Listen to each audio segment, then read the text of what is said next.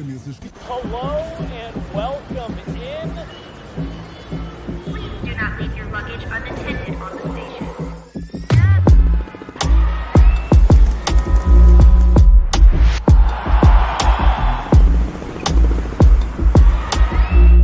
Welcome to the show. Good morning, everyone. It is Thursday, August 15th. What an enticing thumbnail, huh? Raygun, the weird kangaroo breakdancer. Yeah, I want to talk about what's fake and what is real, because there's a lot of stories out about her. And we're definitely going to get to that. But first, Jesse, can you show yourself? Because we have a whole new, behind-the-scenes studio. Everything looks beautiful. Yeah, grab that camera. Turn it around if you can. Because look at how, nope, not working. Well, then we see Jesse up close, also beautiful. There's a lot that has been going on here in the studio. A lot of work put in by John. A lot of new equipment, new desks. It's a beautiful place to work. I feel kind of sad that I'm sitting here now and Jesse gets to pick all the fruits of John's hard labor sitting there working. Look at that, all that space. But we're talking about sports today. First of all, I want to start by talking about the Minnesota Vikings, because man, they have had a week. J.J. McCarthy, their rookie quarterback, is out. They thought they could finally solve their quarterback problems. Nope, out for the full season. Jesse talked about it yesterday. He said, well, he might be out for, I don't know, 5 weeks up to 5 months. Less than an hour later, I think, we heard the news. Full season, the Minnesota Vikings cannot catch a break. But at least there's the other guy. What's his name? Jordan Addison. He got arrested for a DUI. He got caught sleeping drunk in a car in the middle of the freeway. But it seems like he's fine to play. Like he still has to appear before court. But the NFL, the Vikings, they're all just, no, you can play. Oh, wait, no. He also got injured yesterday. Like I said, the Minnesota Vikings cannot catch a break. I feel kind of bad for Minnesota fans. I'm kind of happy I'm not one of them. I have to say, I don't know too much about the NFL, so I'm not going to talk about all the intricacies. I do know that this is just gut punch after gut punch, and now I see that my coffee can was in the shop. Anyways, the Vikings, it's just gut punch after gut punch. I feel bad for them, like very bad. But that's life. That's sports life. Moving on. Talking about U.S. soccer. I mean, the European guy sitting here. Of course, we're going to talk about soccer. Mauricio Pochettino is the new head coach for the U.S. men's national team. A lot of you guys are probably saying, I don't know who that is. I don't know why I should care. Well, let me tell you. This is huge news. This might be the biggest transfer, but biggest signing ever in U.S. men's soccer. Pochettino is a really, really big coach over in Europe. Not one of the biggest, but he has coached Paris Saint-Germain, won the League One with them, biggest team in France, among which Kylian Mbappé, arguably one of the best players or the best player in the world right now, playing for Paris Saint-Germain. When he was coach, he coached Tottenham Hotspurs, a really good team in the English Premier League who can never win any trophy. That is kind of what everyone is always saying. But he did get them to the Champions League final, the biggest European tournament, probably maybe the biggest tournament in the world in sports. He got them to the final there. And last year with Chelsea, not the best season in the Premier League, but he still won awards there. But he became a runner-up in the Carabao Cup, one of the leagues or one of the tournaments in England. A really big coach. And if you look at all the previous coaches the US had, it was always just all right. They would do the job, but never great. And now with this new generation of really talented soccer players from the US, and the World Cup coming up in 2026, you really want a coach there that knows exactly what he's doing, that can advance a team ahead of what they could usually do. And I think Pochettino is a coach like that. So he committed to at least the World Cup 2026. So it's going to be very interesting to see what he can do with this team in the World Cup in our own country here, in the US. It's going to be a few years. Don't expect the US to become world champions. Just don't. But keep an eye out for them this next World Cup. It's going to be very interesting. And then something you've all been waiting for, Raygun breaking. Because, man, that was hilarious. Wasn't it, Jesse? Man, I opened Twitter right after, or X, you should say now. I think 19 out of every 20 tweets was videos from this woman breaking. 36-year-old Rachel Gunn from Australia got 0 points in 3 rounds of breaking. And if you don't know, I didn't know before, that's not good. That's very bad. But there's a lot of stuff talking about, a lot of people talking about Raygun now, and it's getting more and more vile. So I wanted to do a little bit of a fact check on what is true and what is false. Let's see here. There's even a petition right now to look into, and I quote, holding her accountable for unethical conduct in the Olympic selection. That petition has been signed 57,000 times now, to see if whatever she did was wrong and bad. Is that JJ in the comments? Let's see what JJ is saying. Talk about the FedEx Cup, you cowards. Next time, JJ. We're talking about Raygun. There's a few rumors. Let's start with the first one. She did this on purpose to protest breaking being at the Olympics, because most people know breakdancing is a sort of counterculture. It originated in hip-hop in the 1970s and 80s in the Bronx in New York. It was very much sort of a counterculture, not something that the establishment would do. What is more establishment than the Olympics?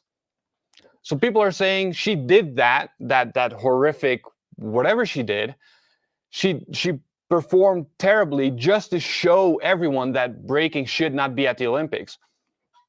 No evidence at all. False.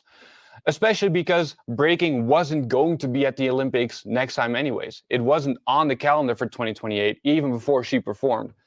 No evidence at all. Not true. Then, she is now the reason breaking. Oh man, that's just sad. That's just sad. She is now the reason breaking isn't at the Olympics in 2028. Like I said, also false, because it was never on the calendar. And then she set up a governing body in Australia, her own governing body for breaking, to get to the Olympics. And her husband was a judge. Completely made up. Completely made up. This is what the petition is about. Hold Raygun Rachel Gunn accountable for unethical conduct for the Olympic selection. Started by someone who hates corruption. That is literally the person who made this petition. Someone who hates corruption. Couldn't even do it non-anonymously. And that's because it's all just made up. Her husband is a breakdancer himself. He was supposed to go to the Olympics too, but he got injured. I couldn't find anything about him being a judge. And then, so, all false. Then one more point, she has a PhD in breakdancing, which is also something that just feels weird, especially compared to the notes saying that she wanted breaking to not become establishment, and then her having a PhD in breakdancing. It's also false, by the way. There is no such thing as having a PhD in breakdancing. She does have a PhD in cultural studies, and her thesis was on breakdancing culture in Sydney. So yeah, false. There is no PhD in breakdancing. And she also didn't get a grant for a thesis or a study to go to Paris and then write about it in a thesis for her PhD in breakdancing. None of that is true. There is, however, a lot of criticism for her not understanding the breaking culture. And I do understand that part a little bit. Like, you can't go without criticism if you do something like this, especially from the breaking culture, a culture that is very rich, a culture that is very serious about their sport, about their dance. And then you have a 36-year-old PhD writing, thesis writing graduate from Sydney. And yeah, it feels like she did do a disservice to the community. Very true. Like I said, it's a culture of black people. You also had a 17-year-old from Lithuania with a durag on called, I don't know if I can say this, Nicka.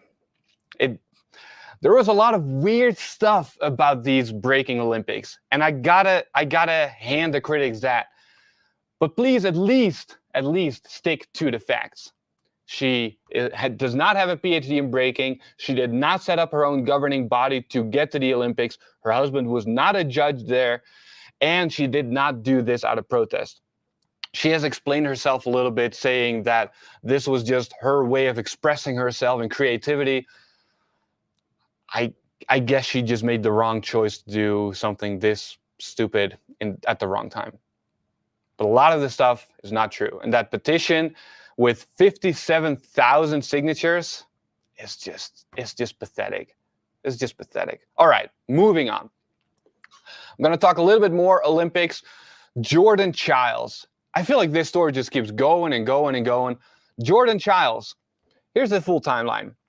Ana Barbosu from Romania, she won the bronze medal with 13.700 points.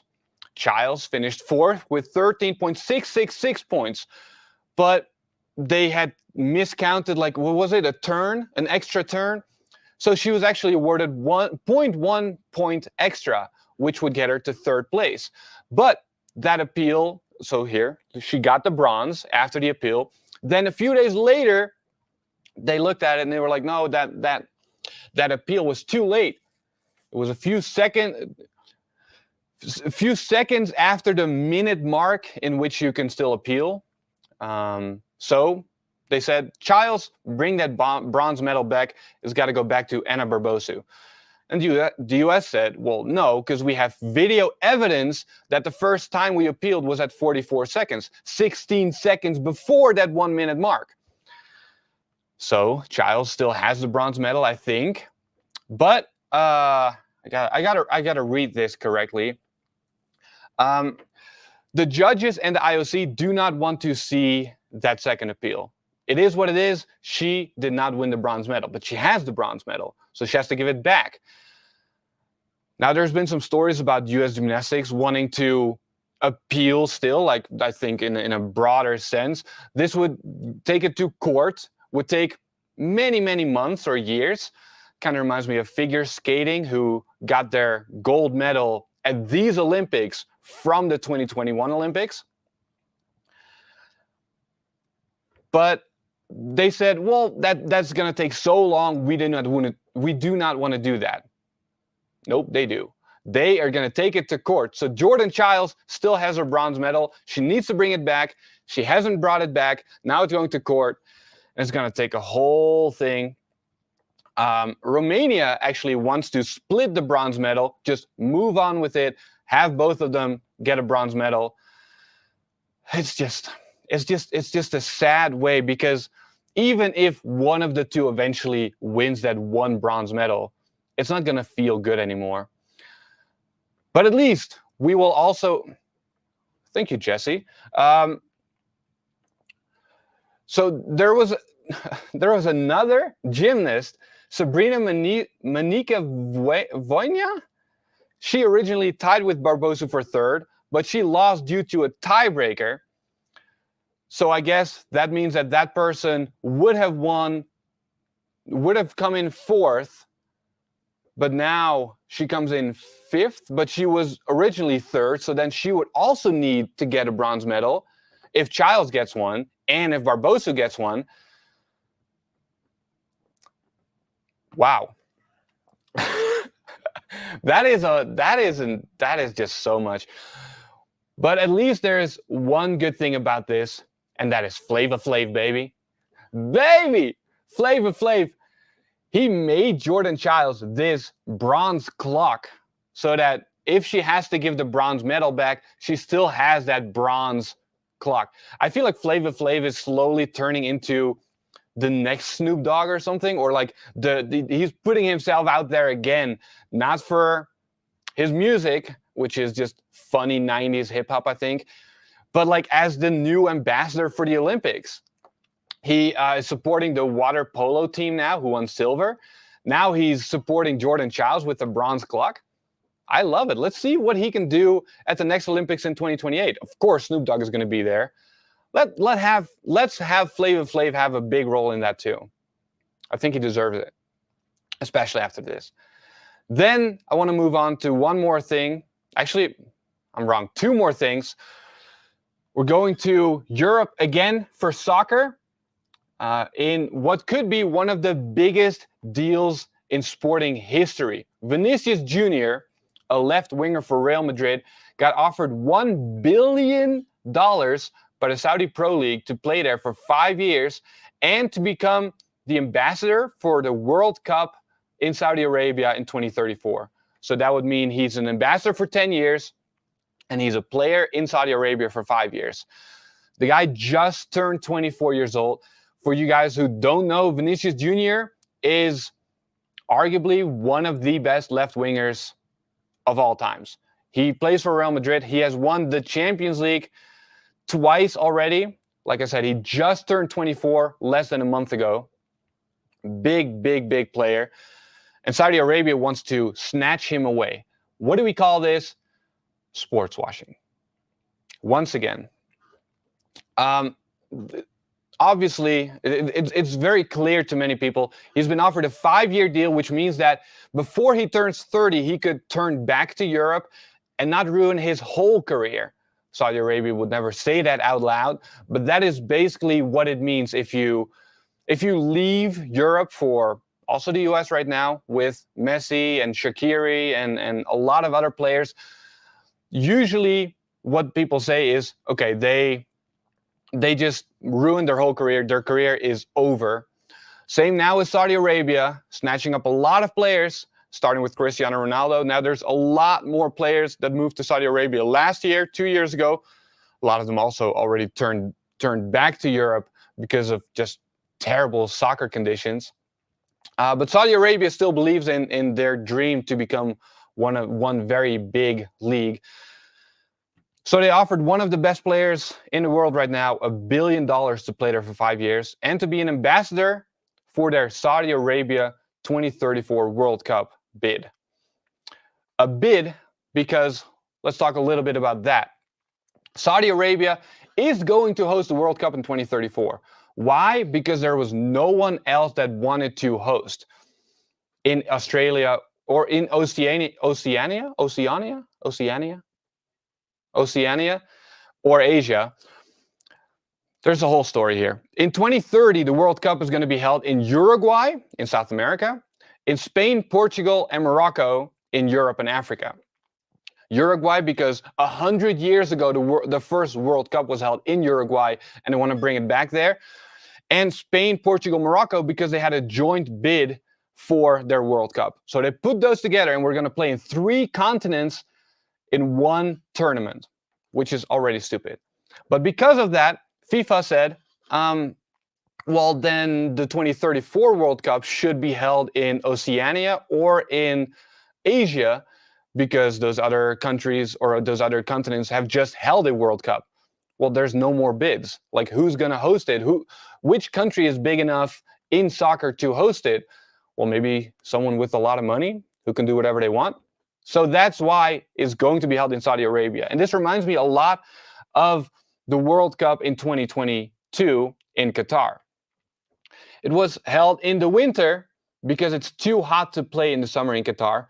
That's why all those European leagues had to postpone their season, or like have a whole gap in the middle of their season to have their players go to the World Cup for their countries. And there were almost no fans either. There were a lot of migrant workers who acted as fans, as we have a picture of. Do we have a picture of that? Maybe I didn't pull it up. Anyways, there weren't a lot of fans. Fan culture was weird in Qatar. The tournament itself was amazing. I don't know if you remember Argentina winning with Messi on the shoulders of his teammates. It was an iconic picture, but that was for the people at home. In Qatar, it was a weird tournament. Budweiser was one of the main sponsors, and a day before the event, the king or the I don't know, the king of Qatar, the sheikh of Qatar, he pulled the plug out of that deal. Budweiser had everything ready already, but you can't drink alcohol in that country. And the reason why Qatar hosted the World Cup in the first place was because they bribed FIFA officials. This is not just a rumor. This is something that has been stated as fact. And these stadiums, I was in Qatar last year. These stadiums are not in use anymore. If you look at right here, that black marker, those are all fences. You can't even get close to it anymore. And if they're being used by local pro soccer teams. Those stadiums hold like 50, 60, 70,000 people. Maybe 5,000 people show up. That is how Qatar looks after the World Cup. Now Saudi Arabia wants to do that same thing, and they want to put even more money behind it by getting the biggest players to their league, like Vinicius Jr., for $1 billion for 5 years, and then being an ambassador for their bid. I mean, they're going to host it anyways. It's just the sad reality, I guess, of money in sports. And I feel like it hasn't really touched the US yet, and that's because of a lot of good regulations. I believe that a lot of American clubs cannot be owned by foreign investors. That's not the case in Europe. That's not the case anywhere else in the world. And there's nothing you can do about it, really. The only person who could do something about that is Vinicius Jr. Because is he going to take that deal? I don't think so. He makes $21 million right now, which is very different from the $220 million he would make per year in Saudi Arabia. But it's still a decent check every year. And Real Madrid is the best club in the world. They keep winning the biggest prizes in the world. Saudi Arabia, those teams don't even compete in European League tournaments, of course. Real Madrid is at the top of their game, and they just signed Kylian Mbappe, who I just talked about, arguably the best player in the world right now. I don't think as a Vinicius Jr. you want to leave that and squander your legacy already at 24, because that is what's happening. Even if he comes back at 29, it's not going to mean anything to any European club anymore. So I don't think that's going to happen. Then one more thing I wanted to talk about. I've got 5 more minutes. I think I can make that. The Big 3 League by Ice Cube. Remember, I talked about him last week. The Dutch won the 3x3 Olympic gold medal. I was very proud of that, but I also said that we in the Netherlands didn't even know who they were. Now we're instant fans, obviously, but they might not be the best team in the world because those guys probably play in the Big 3 League by Ice Cube. So Ice Cube said, let's have those Dutch players come into the Big 3 League for one friendly match against an all-star team that we make up of our players. And let's see who is best. Because the US did terrible at the Olympics in 3x3 basketball, even though the US basically invented basketball. Everyone in basketball wants to be in the US. FIBA, the official governing body of basketball, they have these specific rules for when you can compete in the Olympics. You have to play in specific 3x3 tournaments, and they conflict with the NBA season. So NBA players can't just at the end of their NBA season, hop onto the 3x3 Olympics and win gold. And Ice Cube is like, well, let my players go then. But there's this whole thing between FIBA and the Big 3 League. They don't see eye to eye. So he was like, okay, let's do one friendly match between a gold medalist and my all-star team. August 18th in Boston in their championship weekend. And the Dutch said, let's do it. They agreed to it. They wanted to go. And then FIBA said, no, you're not. You're not going. So FIBA basically blocked all of this. Their reasoning is 4 days later, the European Championships 3x3 basketball start, and they wouldn't be able to make that. And of course, FIBA doesn't want to have their players injured in an international friendly match. I totally get that. But I think it is a wasted opportunity to really see who is best at 3x3 basketball. And I feel kind of bad for the Dutch team because, like I said, we didn't really know who they were. Basketball in the Netherlands isn't that big. I'm sure they could use the money because the prize money would have been $150,000. That's a lot of money for these guys. Maybe not so much for the big three guys. Those are basically all retired NBA players. I think it's a bad move by FIBA, but there's nothing we can do. It's not going to happen. Now there's an all-star game between two all-star teams in the Big Three League. Still fun probably to watch, but I really would have wanted my Dutch team to play against the Big Three all-star team. It's not happening. FIBA doesn't want it. And that's it. That's the end of it. And that's also the end of this show today. Thank you guys so much for watching. I'll be back tomorrow where Jesse's sitting. Look at that. Man, I can't wait to work there tomorrow. But I also had so much fun hosting again today. I think starting next week, I will be hosting every Monday. So I hope to see you next Monday. And I hope you have a great Thursday and a great weekend. It's almost the weekend. Thursday is almost weekend. My wife said this morning, Thursday feels like Friday light, and Friday is basically the weekend already. So have a great weekend, you guys, and I'll see you on Monday.